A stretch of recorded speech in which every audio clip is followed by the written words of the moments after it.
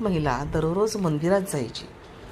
एक दिवशी बाईने पुजाऱ्याला सांगितले की मी आता यापुढे मंदिरात येणार नाही. पुजारी म्हणाला, का बरं? मग ती म्हणाली की मी लोकांना मंदिराच्या आवारात फोनवरती त्यांच्या व्यवसायाबद्दल बोलताना पाहते. काहींना गप्पा मारण्याचे ठिकाण म्हणून मंदिराची निवड केलेली असते. काही लोक पूजा, होम, हवन प्रामाणिकपणे कमी करतात आणि दिखावा अधिक करतात. मग त्यामुळे मला आता या सगळ्या गोष्टींना पाहावंसंच मला वाटत नाही. म्हणून मी काही आता ह्याच्यापुढे मंदिरात येणार नाही.